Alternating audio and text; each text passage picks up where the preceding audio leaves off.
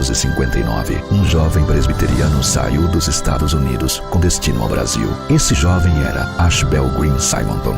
Do seu ideal missionário, nascia a primeira igreja presbiteriana no Brasil.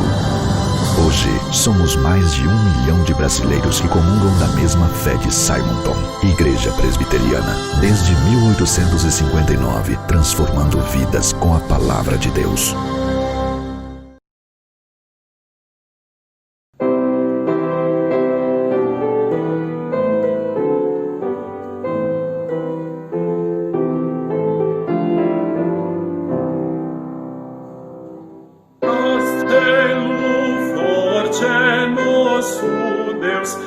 Espada e bom escudo, com seu poder defende os seus em todo transe agudo.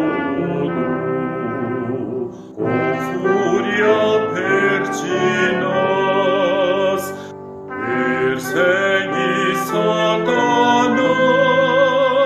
com ânimo astuto e muito rebel, igual não há na terra. A força do homem nada faz, sozinho está perdido. Mas nosso Deus socorro traz em seu Filho escolhido. Sabeis quem é Jesus, o que venceu na cruz, Senhor dos altos céus, e sendo o próprio Deus, triunfa na batalha. Se nos quisessem devorar, demônios não contados, não poderiam derrotar, nem ver-nos assustados.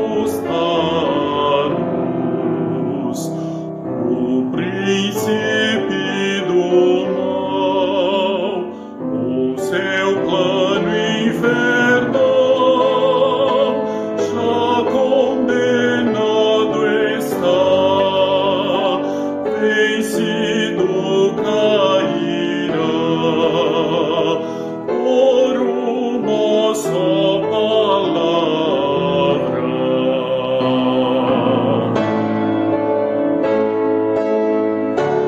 De Deus o Verbo ficará, sabemos com certeza,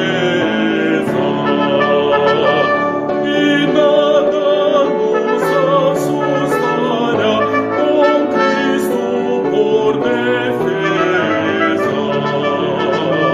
Se temos de perder família, bens, poder, se tudo se acabar e a morte enfim chegar, com Ele reinaremos.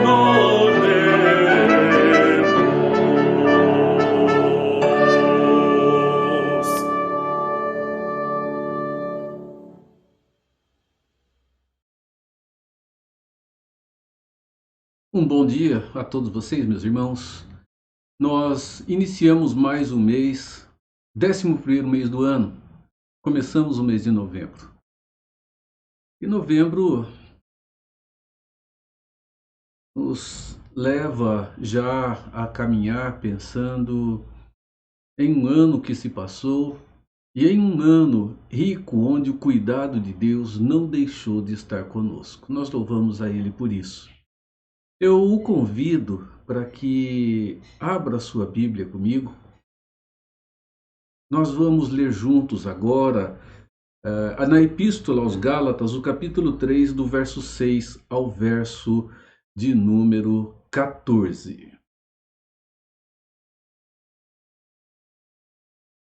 Gálatas 3, do verso 6 ao verso 14.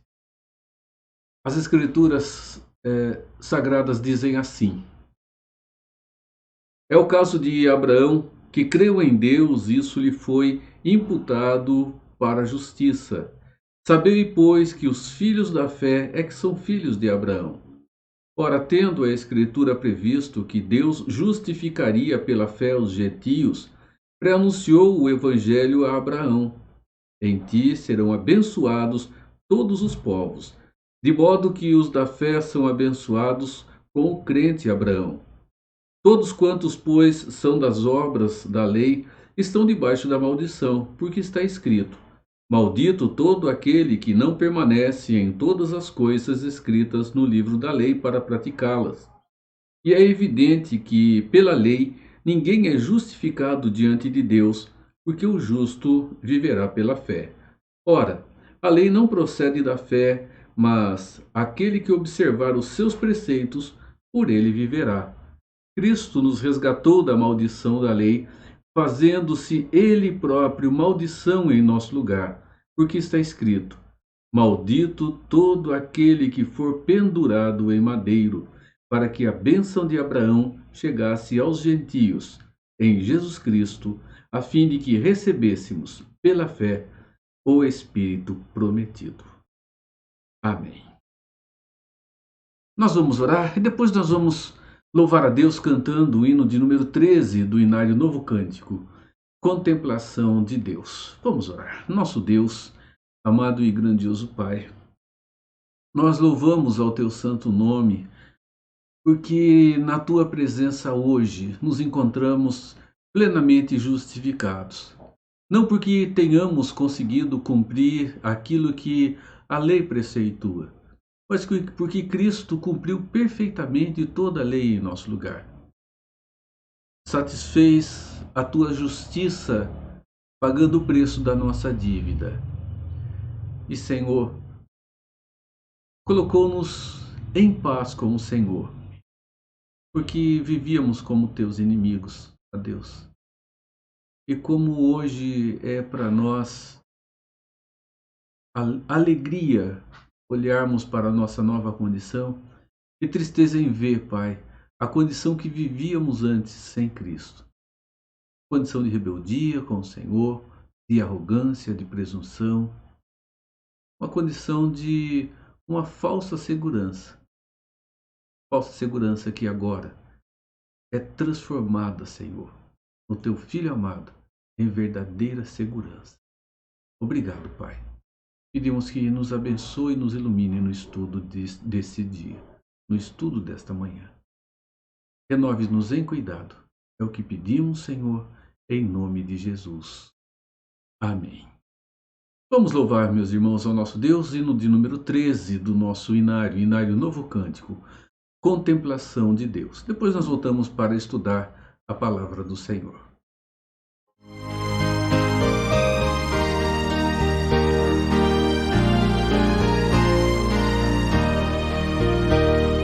Se nos cega o sol ardente, quando visto em seu fulgor, quem contemplará aquele que do sol é criador? Patriarcas não puderam o seu rosto contemplar, nem Adão chegou a vê-lo antes mesmo de pecar. Luz perante a qual é trevas, mesmo o sol a fulgurar, nossos olhos pecadores não te podem contemplar. Fogo em cima da arca santa, sarça ardente do Sinai, são figuras dessa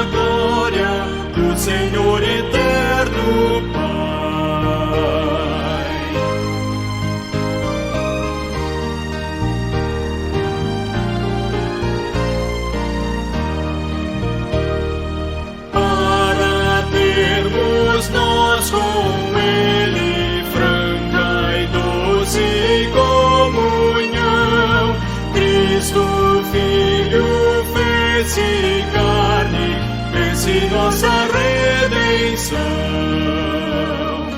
para que na glória eterna o vejamos já sem véu. Cristo padeceu a morte, o caminho abrindo ao céu.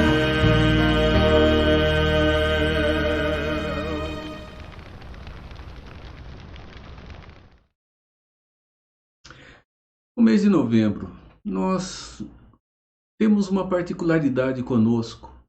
Nós somos muito fáceis de esquecermos datas logo depois que elas passam. Não esquecermos como se elas fossem apagadas da nossa mente, mas de minimizarmos a importância que ela tinha até o momento em que ela chegou. Isso acontece conosco, por exemplo, quando nós pensamos no final do ano, quando nós pensamos no Natal. A expectativa é tão grande, tantos preparativos, são momentos que envolvem famílias e pessoas, são tantos preparativos. Dia 24 é aquele dia muito especial. Famílias se reúnem, muitos à noite ceiam, dão graças pelo nascimento de Jesus, dia 25, e no dia 25 então continua se lembrando.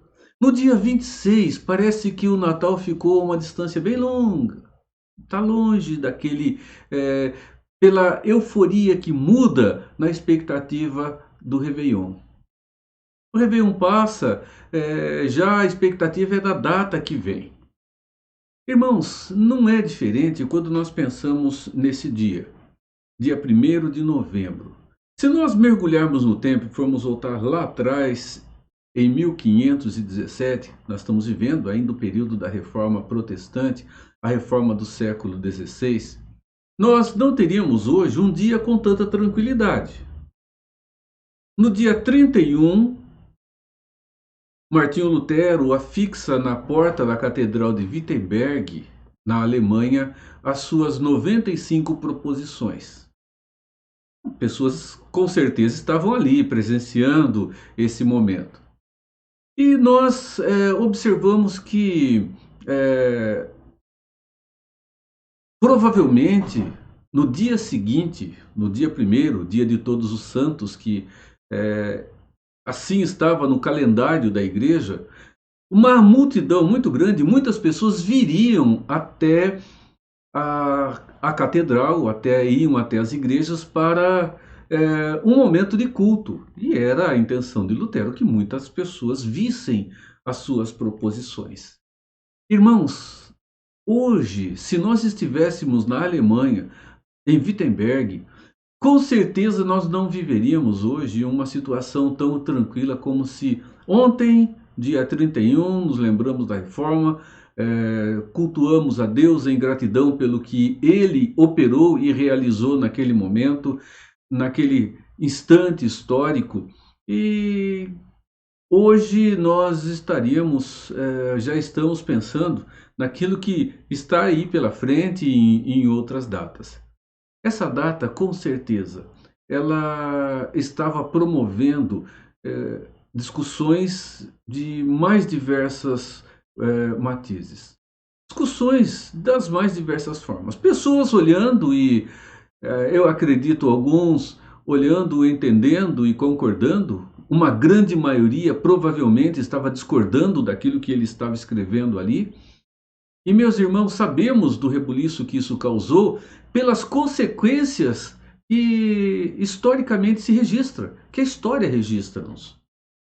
A perseguição que ele teve, o salvamento, o livramento da morte de Martinho Lutero por um amigo que o levou sequestrado para o seu castelo e ali o colocou em segurança, permitindo que Martinho Lutero traduzisse a Bíblia para o vernáculo popular, para o alemão popular, para que as pessoas pudessem ler.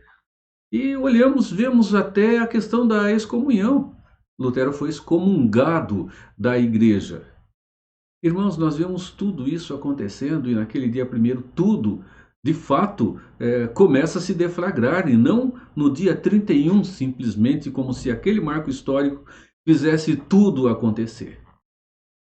Nós vamos continuar pensando um pouquinho nesse contexto da reforma e pensar um pouco sobre aquilo que nós vimos nesses últimos estudos que nós fizemos. A relação daquilo que foi idealizado na nossa época e que personifica a base de toda a estrutura da reforma protestante do século XVI. Aqueles 5 solas idealizados que mostraram a ação de homens naquele período, mostrando que toda a forma como a igreja cristã estava vivendo, em muitos aspectos feria a palavra de Deus dentro da sua verdade. Somente a Escritura, somente a graça, somente a fé, somente Cristo e glória somente a Deus. Então vamos caminhar um pouquinho, pensar e analisar alguns aspectos que envolveram aquele momento e que envolvem a nossa vida também no dia de hoje. Nós vamos lá pensar um pouquinho sobre isso. Glória somente a Deus.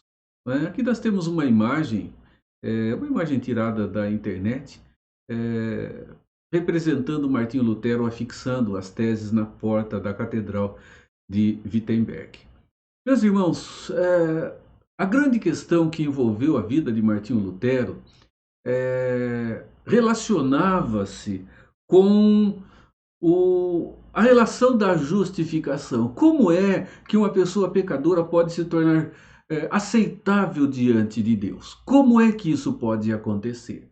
Eu já disse que o período cristão, o início da vida cristã lá no primeiro século, teve muitas situações muito semelhantes ao que aconteceu na Idade Média e ao que tem acontecido também hoje dentro da igreja cristã. A relação da autoridade da Escritura, da salvação pela graça, por meio da fé, a presença de Cristo na salvação, a glória a Deus. Nenhum desses princípios nunca foi negado. No entanto, sempre se somou alguma coisa a ele, para que a relação com Deus pudesse acontecer da maneira como de fato precisaria. As escrituras, mais a tradição da igreja, a interpretação, a maneira como a igreja entendia as escrituras para que se tornasse prática dos fiéis, a graça de Deus somado às nossas obras para que pudesse então acontecer a questão das duas forças se juntando para que a salvação aconteça, a fé mais as obras como uma necessidade para essa justificação, a pessoa de Cristo, mas as outras personalidades que tiveram uma vida santa, que agora são intercessoras diante de Deus, para que então pudéssemos chegar à presença dele. E a glória, meus irmãos, que deveria ser exclusivamente de Deus, atribuída a personagens desse período, dessa época, desse tempo e até mesmo muitos personagens da própria Escritura. Nesse tempo, é interessante nós observarmos que o grande acendedor do estupim para que a reforma explodisse era alguém que lecionava a Bíblia naquele período em que o estudo ele tinha a sua importância e estava alargando-se a cada dia mais. Ele conhecia a Bíblia, dava aula das Escrituras, conhecia os princípios da autoridade dela, conhecia a salvação pela graça, pela fé, a pessoa de Cristo, e ele temia Deus e honrava-o com tudo aquilo que ele havia aprendido. Mas é interessante que esse homem, ele vivia uma situação de profundo conflito. Martinho Lutero dentro da sua vida, dentro do seu coração, na sua alma, porque ele não conseguia se sentir justificado por tudo aquilo que ele fazia, por todo o zelo que ele tinha, como um monge extremamente zeloso. E ele mesmo chega a afirmar isso dentro da sua vida com o Senhor. Irmãos, vamos pensar algumas coisas juntos aqui.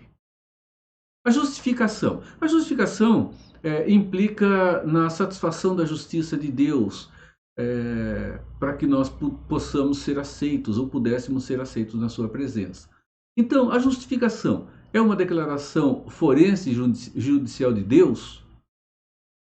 Ou é um processo de transformação que acontece em nós? Bem,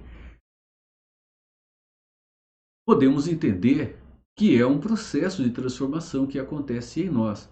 Mas se entendemos dessa forma, nós cometeremos um equívoco muito grande.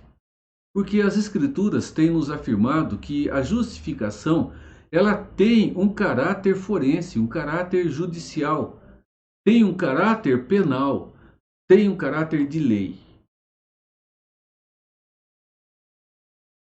Desta forma, nós precisamos pensar sobre essa questão, a questão da lei. A pergunta 24 do Catecismo Maior do Westminster nos diz o seguinte: que é pecado? Nós vamos começar por aqui. Ela afirma: pecado é qualquer falta de conformidade com a lei de Deus ou a transgressão de qualquer lei por ele dada como regra à criatura racional. Então, nós observamos que, tomando por base as Escrituras, ela é a autoridade maior, o nosso símbolo de fé, o Catecismo Maior, ele afirma que pecado é qualquer falta de conformidade com a lei de Deus ou qualquer transgressão desta lei. E é dessa maneira, pecado, meus irmãos, é a transgressão da lei de Deus. Transgressão de uma lei, nós tranquilamente sabemos que é entendida como um crime.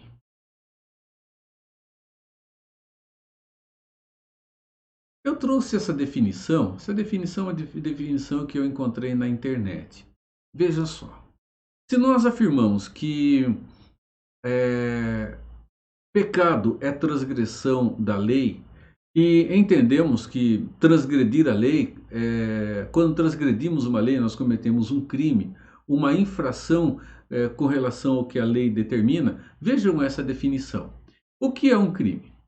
Crime é um ato que é proibido por lei, ou que tem uma pena determinada caso seja realizado. Ou seja, é uma ação praticada por uma pessoa que vai contra a lei penal e que recebe uma punição.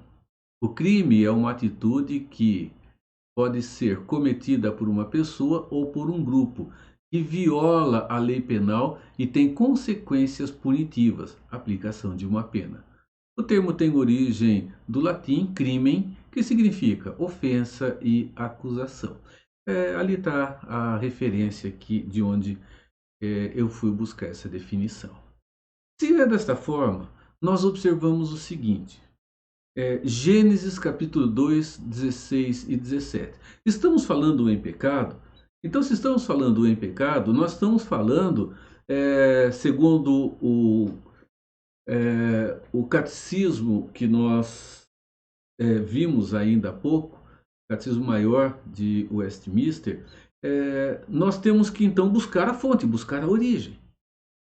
Onde é que está a relação da lei e da pena da lei, caso ela seja transgredida? Nós vamos para Gênesis 2, 16 e 17. O texto diz assim: e o Senhor Deus lhe deu esta ordem: de toda a árvore do jardim comerás livremente, mas da árvore do conhecimento do bem e do mal não comerás, porque no dia em que dela comeres, certamente morrerás. Então nós temos aqui um destaque. Primeiro, nós temos a lei. Nós temos a ordem dada por Deus. De toda árvore do jardim comerás livremente, mas da árvore do conhecimento do bem e do mal não comerás. O que é pecado mesmo? Pecado é toda transgressão da lei de Deus, ou toda falta de conformidade com esta lei. Então, aqui está a lei de Deus. E aqui está a penalidade caso ela seja quebrada. Certamente morrerás. Então, nós temos aqui a lei e temos aqui a penalidade da lei estabelecida de uma maneira bem clara. Quando Deus cria o homem, quando Deus agora coloca-o como um corregente de toda a sua criação. Isso, meus irmãos, nos leva a olhar e a observar aquilo que Deus fez quando da criação. Ele cria o ser humano, na representatividade de Adão, já falei muitas vezes sobre isso. Deus então dá à humanidade agora uma direção. Deus dá uma ordem. Deus estabelece uma regra, uma lei. E junto com a lei, ele estabelece também a penalidade caso essa lei seja quebrada. Então, vocês podem comer de todas as árvores que estão no jardim, menos da árvore do conhecimento do bem e do mal. A partir do momento que comerem dela, vocês caminharão para a morte. Então, nós temos aqui a lei e nós temos a penalidade da lei. Então vamos continuar. Quem são os criminosos que transgrediram a lei de Deus? É evidente. Foram os nossos primeiros pais, foi Adão e Eva. Esses são os criminosos. Claro, não há dúvida nenhuma, as Escrituras nos mostram que eles foram os transgressores da lei, particularmente Adão. Particularmente o homem. Porque as Escrituras nos afirmam que o pacto foi estabelecido com a humanidade no homem. Então, o pacto ele não foi estabelecido com a humanidade através de Eva, mas através de Adão. Tanto que quando Eva come do fruto, não acontece nada. Mas quando Adão dá a sua mordida naquele fruto, nós não sabemos qual é, então nós observamos as consequências disso.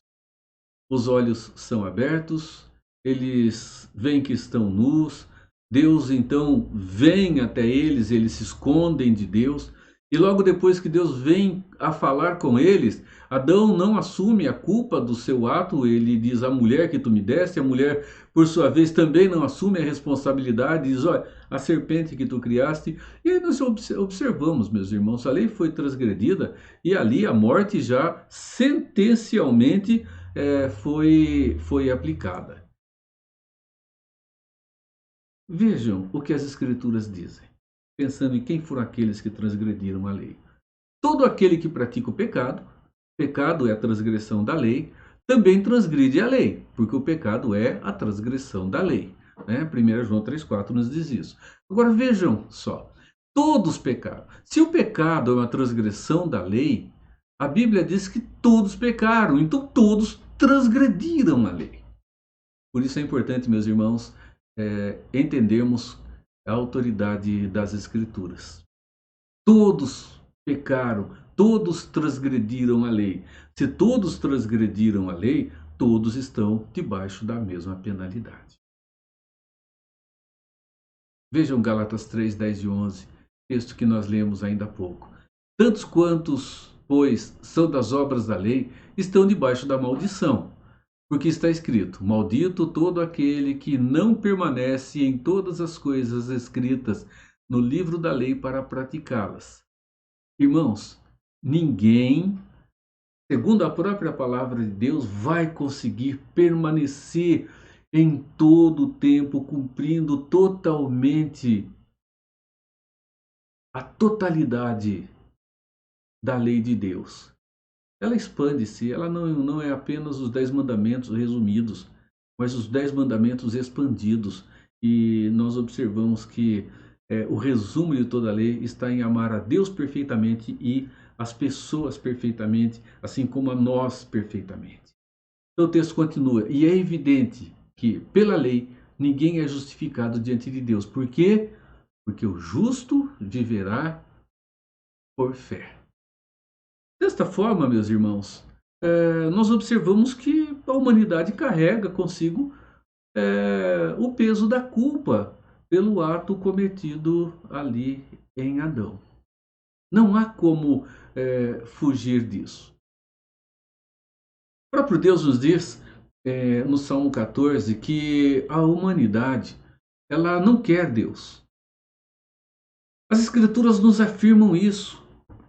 Nós vamos lá e observamos o que o texto nos diz. Vejam só, diz o insensato no seu coração, não há Deus, corrompem-se e praticam abominação. Já não há quem faça o bem. Do céu olha o Senhor para os filhos dos homens para ver se há quem entenda, se há quem busque a Deus. Irmãos, as Escrituras dizem que todos estão nessa condição. E é impressionante. As Escrituras afirmam que todos pecaram e carecem da glória de Deus. Todos, indistintamente. Não sobra ninguém, não sobra uma pessoa sequer. Absolutamente nenhuma delas.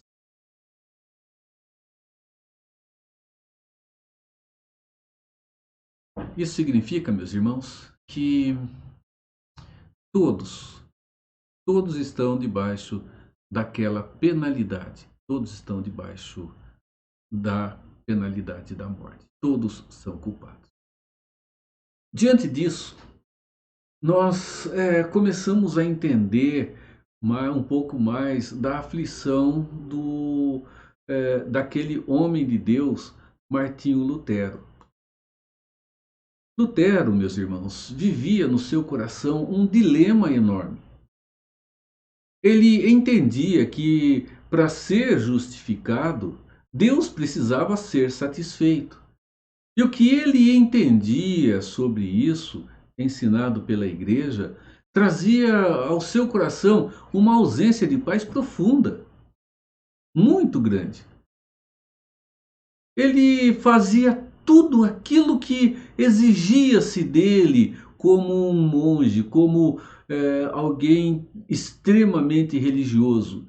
Ele cumpria tudo com muito rigor. No entanto, ele não sentia-se agora livre do peso da culpa que carregava sobre si como penalidade vinda sobre ele, sendo parte da humanidade, como homem, mesmo entendendo que agora os seus atos eram atos para justificá-lo. Irmãos, ele não conseguia sentir paz no seu coração. Olha o que Paulo diz aqui em Romanos. Portanto, assim como por um só homem entrou o pecado no mundo, e pelo pecado a morte, assim também a morte passou a todos os homens, porque todos pecaram. Todos. E aí nós vemos o seguinte. Essa figura é a figura que Lutero tinha sempre diante de si.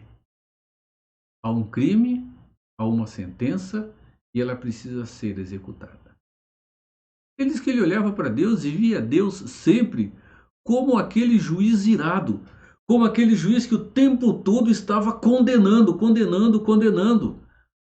E por mais que alguém fizesse alguma coisa, por mais que ele preservasse todos os preceitos que eram exigidos para que ele pudesse estar diante do Senhor com seu coração em paz, isso não acontecia.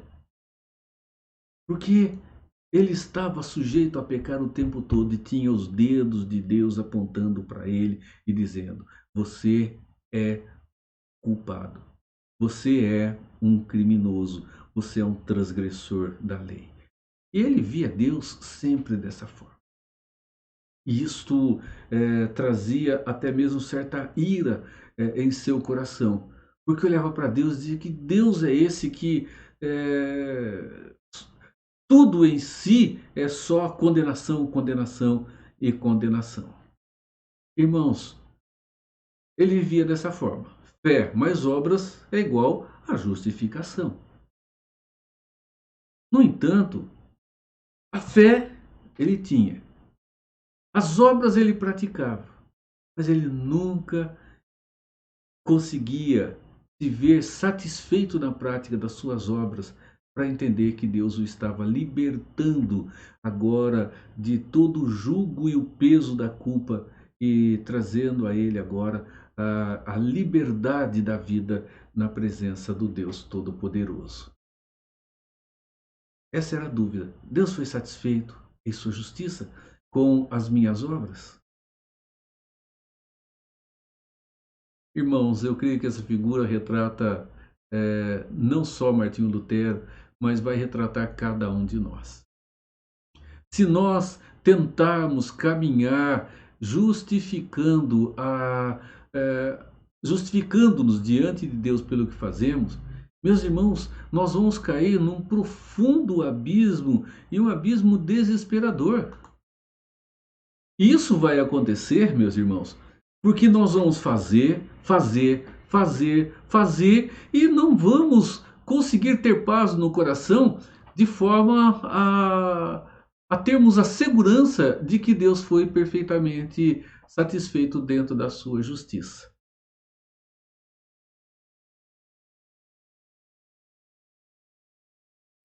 Tem uma perguntinha que é feita lá no Evangelismo Explosivo, eu quero lembrar mais uma vez, que diz o seguinte: se você chegar no céu de Deus e Deus perguntar por que deve deixar você entrar lá, qual seria a sua resposta? Bem, a resposta mais comum tem sido: eu tenho fé, fui uma pessoa boa, eu me esforcei em todo o tempo para não fazer nada de errado, para tratar bem as pessoas, para ajudar quem precisa. Não deixei de participar da vida com a igreja, estava lá toda a atividade. Me dispus a orar com mais intensidade, ler a Bíblia com muito afinco. Então, eu creio que isso me dá um crédito para estar aqui. Irmãos, mesmo diante de toda essa explicação, será que isso convence o próprio coração humano? Será que se essa fosse a nossa resposta, nós estaríamos convencidos de que Deus está também seguro de que tudo isso o satisfez? O que foi que Paulo disse aos Gálatas? Temos que cumprir toda a lei, na sua totalidade, com total perfeição. Nós não conseguimos. E as Escrituras diz que se alguém tropeçar em um ponto da lei, tropeçou em todos. Pense se você consegue amar a Deus com a perfeição do amor que é necessário. Pense com você, você consegue amar alguém de maneira perfeita como Deus nos amou? Por exemplo, tratá-lo com paciência, com dedicação, com delicadeza, dar-se por ele, perdoá-lo em todo o tempo. Começa por aí, não é? Talvez a gente seja como Pedro. Senhor, quantas vezes devo perdoar o meu irmão? 70 vezes? 7 vezes? Jesus disse 70 vezes 7, aí Pedro disse, Senhor, então me dá mais fé, porque perdoar alguém toda vez que for preciso, só com muita fé. Interessante que Jesus disse, você não precisa de muita fé, você precisa de uma fé autêntica, ela é suficiente. E é por isso que nós olhamos as Escrituras e elas dizem, o justo vai viver por fé. Não vive pelo que ele faz, vive pelo que já foi feito por ele. Essa é uma grande diferença, meus irmãos. Nós continuamos aqui. A justiça de Deus, ela não é satisfeita pela fé. Não é. A justiça de Deus é satisfeita somente pela fé. O justo viverá somente pela fé. Não é fé em mais alguma coisa. É fé e absolutamente mais nada. É fé somente e fé exclusivamente. O justo viverá pela fé somente. Somente por ela. É o texto que nós lemos.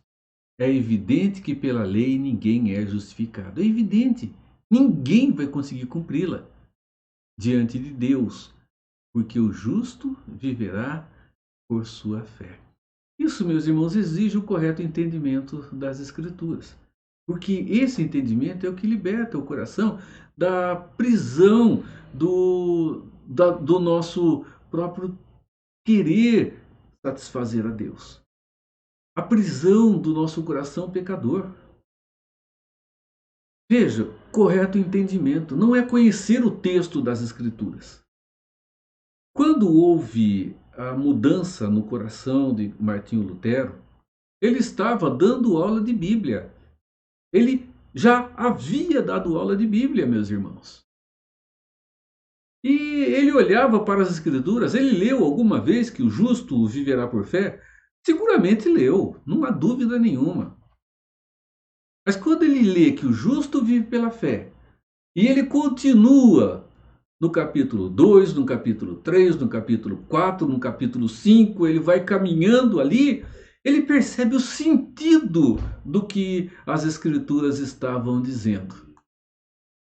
Ele entende que agora todos os seus atos, eles não serviam absolutamente em nada para satisfazer a justiça de Deus. E ele entendeu por que a justificação acontecia pela fé somente.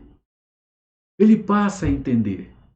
Ele olha, ele estuda essa carta e ele vê que os homens mudaram a direção do seu coração.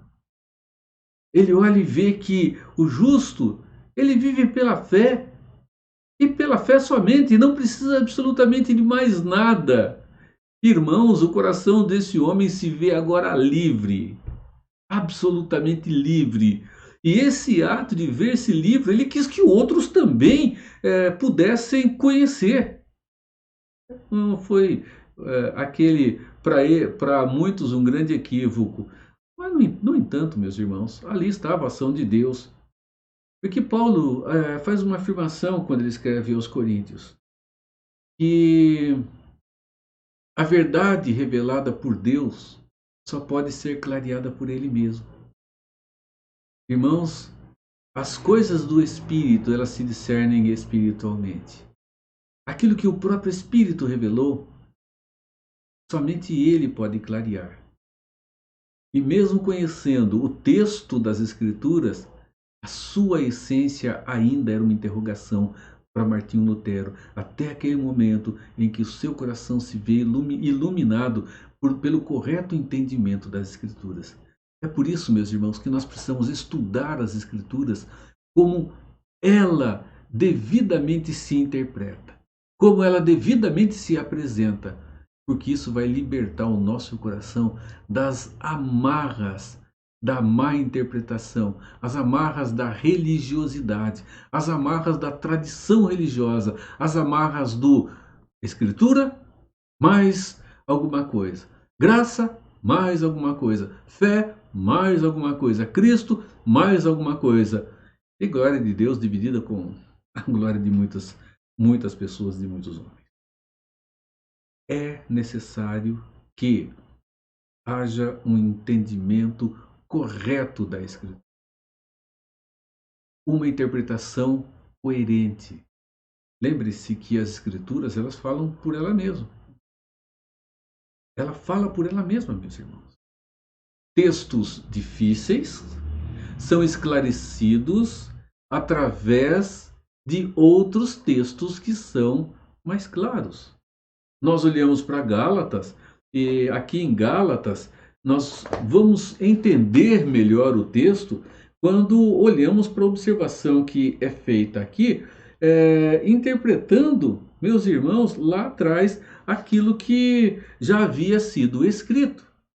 Não é? Vejam, as Escrituras haviam previsto que Deus justificaria pela fé os gentios.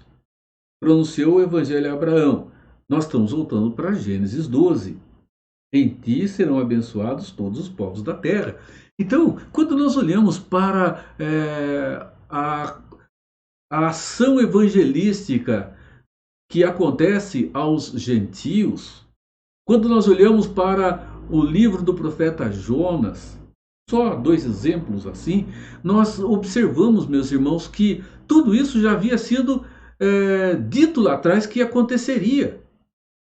Todos os gentios eleitos por Deus seriam justificados da mesma forma, todos justificados pela mesma fé.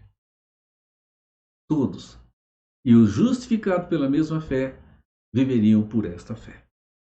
Irmãos, o entendimento correto das Escrituras vem de um entendimento interpretativo dela mesma. Não é necessário que a tradição da igreja entre no meio, não é necessário que ensinos da ciência moderna venham a dar uma reinterpretação das Escrituras ou dar uma contextualizada nas Escrituras para que ela se atualize ao nosso tempo. A verdade de Deus é a mesma ontem, é a mesma hoje e é a mesma amanhã. Eu estou usando o presente aqui, o verbo no presente, porque Deus ele é. Né? Ele não foi, ele não é e ele será. Ele é. É o mesmo ontem, hoje e o será eternamente. Né? Então a verdade de Deus é única em todo o tempo a qual se tiver contato com ela. Isso nos leva diretamente à pessoa de Jesus Cristo. Jesus disse: conhecereis a verdade e a verdade vos libertará. A verdade está em Cristo. Cristo é a verdade. Eu sou o caminho, a verdade e a vida. Ninguém veio ao Pai senão por mim. E se há alguma verdade, essa verdade é uma verdade de Deus. Então Jesus diz: e conhecereis a verdade e ela vos libertará. Irmãos, o que aconteceu com aquele homem foi conhecer a verdade. Ela se clareia diante de si, e essa verdade diretamente é a pessoa de Jesus Cristo, o Verbo de Deus revelado a nós. Ele tem o esclarecimento e o entendimento de que agora ele não precisava absolutamente de nada mais. Ele só precisava crer e viver por aquilo que ele agora estava crendo. Irmãos, a obra de Cristo, ela é totalmente suficiente para remir os eleitos de maneira plena.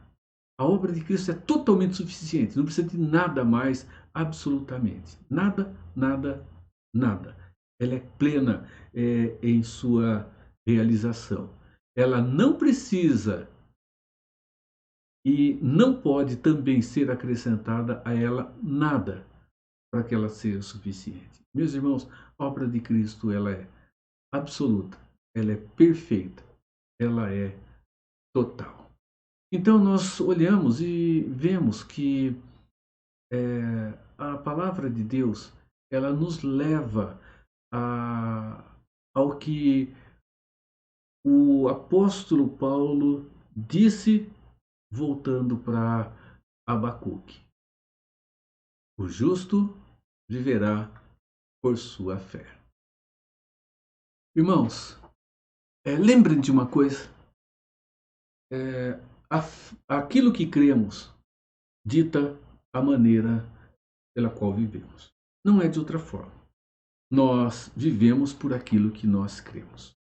Isso é importante que nós atentemos. A maneira como cremos em Deus vai determinar a maneira como nós estaremos vivendo.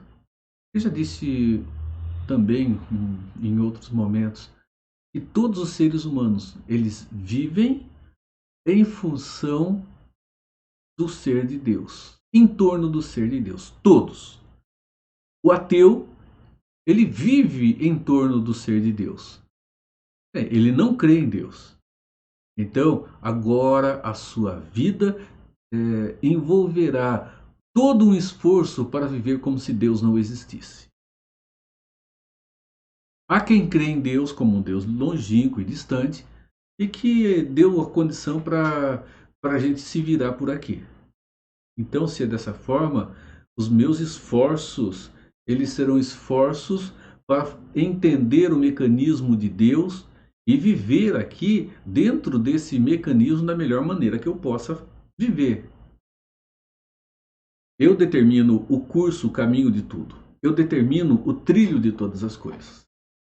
Se entendemos que Deus ele tem um governo e toda a história, que Ele está operando esse governo no caminhar dos dias e que nada foge do seu controle, do seu governo, mesmo dando-nos liberdade de ação dentro dos limites que Ele estabeleceu, viveremos de uma outra forma.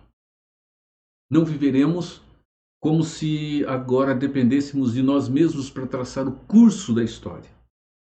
Nós viveremos agora na prática de uma dependência de Deus, fazendo tudo aquilo que podemos dentro das condições que Ele nos dá, sabendo que Ele não perdeu o controle absolutamente em momento nenhum de tudo aquilo que está acontecendo. Irmãos, nós vivemos pelo que nós acreditamos. E isto determinará com certeza a tranquilidade do nosso coração ou não, a nossa segurança ou não. Não dá para fugir disso. Não dá, absolutamente, em momento nenhum. Vamos lembrar, nós vivemos pelo que nós cremos. Então, meus irmãos, veja, desta forma, a vida com Deus, relacionamento com Deus, vida de fato, que implica num relacionamento muito íntimo com o Senhor. Essa vida com Deus, a vida eterna que João fala, né, que nós conhecemos bem através do verso 16 do capítulo 3 do Evangelho de João. Porque Deus amou o mundo de tal maneira que deu seu Filho unigênito para que todo aquele que nele crê não pereça, mas tenha a vida eterna. Vida eterna não é uma vida que não acaba, mas uma vida agora que de relacionamento com Deus que não acabará mais. Não é uma vida que viverá, que existirá por toda a eternidade. Os ímpios também existirão por toda a eternidade, no entanto, sem o amor e a misericórdia de Deus. Então, portanto, a vida com Deus acontece somente pela graça, vivendo exclusivamente pela fé na suficiente obra de Cristo, firmado na autoridade única da Escritura, tudo somente para a glória do Deus Altíssimo. A vida com Deus acontece somente pela graça, vivendo exclusivamente pela fé. No que? Na suficiência da obra de Cristo. Não precisa de nada mais. E onde que se firma essa segurança? Na autoridade da palavra de Deus como única regra de fé e prática. E assim nós sabemos que tudo acontecerá para a glória do Deus Todo-Poderoso, do Deus Altíssimo. Meus irmãos, glória somente a Deus, porque o justo não vive pelo que ele faz. O justo, ele vive pelo que ele crê. E é bom que creia-se da maneira correta nas Escrituras. Tenha-se um coração humilde. E, como Martinho Lutero disse, minha mente é cativa à palavra. A minha mente, ela é escrava da palavra. Portanto, eu não posso negar a sua verdade. Nós temos que tomar muito cuidado com as tradições, temos que tomar muito cuidado com a nossa maneira de viver as obras da fé. Nós temos que ter cuidado para não tomarmos a palavra de Deus como um texto conhecido, mas que não faça diferença em nossa vida, em nosso coração, moldando a nossa maneira de crer, moldando as nossas próprias ações. Meu irmão, minha irmã, que Deus abençoe, que Deus cuide do seu coração, da sua vida, que Deus te renove em Cristo Jesus. Amém. Irmãos, nós estamos no mês de novembro e nós temos os nossos aniversariantes desse mês. Então eu quero, homenageá-los com aquele hino bonito que nós já ouvimos, né, o pastor e a sua esposa cantando uma composição que ele fez e que nos permite desfrutar dela. Então, a todos vocês que aniversariam no mês de novembro, a nossa homenagem, a homenagem da igreja para você. Que Deus te renove em cuidado nesse ano que estará começando. E que nunca deixe de agradecer ao Deus Todo-Poderoso pelo cuidado que Ele teve para com a sua vida durante esse ano que se passou. Essa é a nossa homenagem carinhosa a cada um de vocês.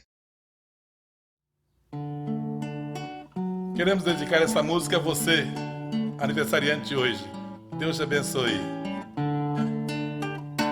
Parabéns pra você, parabéns pra você. Hoje está fazendo mais um ano que você está vivendo. Hoje é seu aniversário, é motivo de alegria. Nós também regozijamos. Deus foi bom para você. Hoje, relembrando o ano findo, muitas coisas vêm à mente. Não foi sempre um mar de rosas, houve lutas, nós sabemos. Também pranto e até tristezas, talvez para te provar. Ele nunca te desamparou, mesmo quando a vida não lhe sorriu. Mas o importante, Deus se fez presente nesse ano que você viveu. Nós estamos aqui juntos para pedir numa só voz a Deus, isso para você. Muitas felicidades, muitos anos de vida. Parabéns pra você nessa data querida. Muitas felicidades, muitos anos de vida, com Deus ao seu lado, no novo porvir. Que a vida lhe seja um eterno sorrir.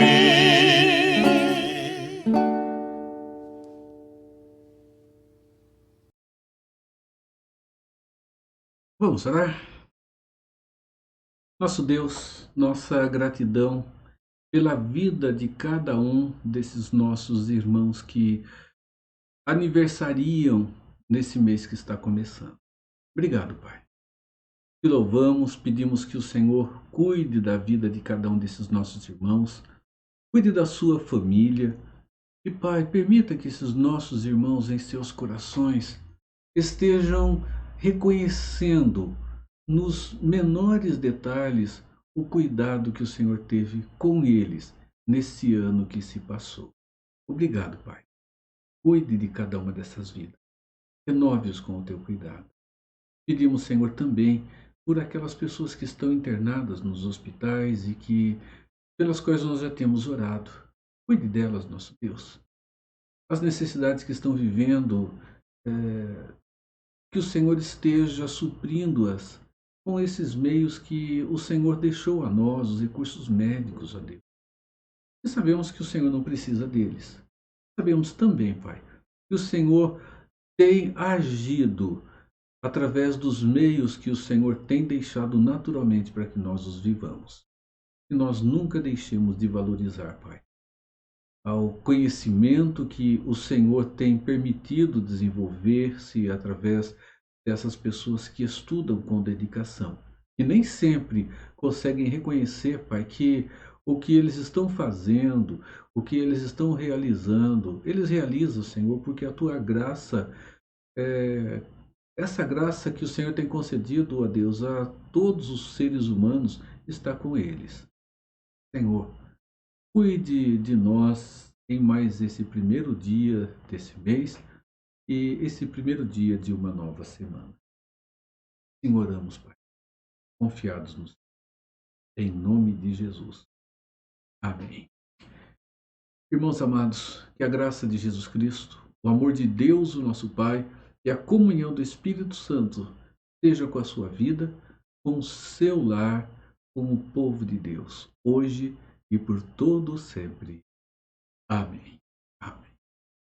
Nós vamos cantar o hino da Reforma, aquele hino que foi composto para os 500 anos, há 3 anos atrás, e que já na última quinta-feira cantamos, ouvimos, e que hoje, da mesma forma, nós vamos ouvi-lo e encerrar o nosso estudo aqui desta manhã.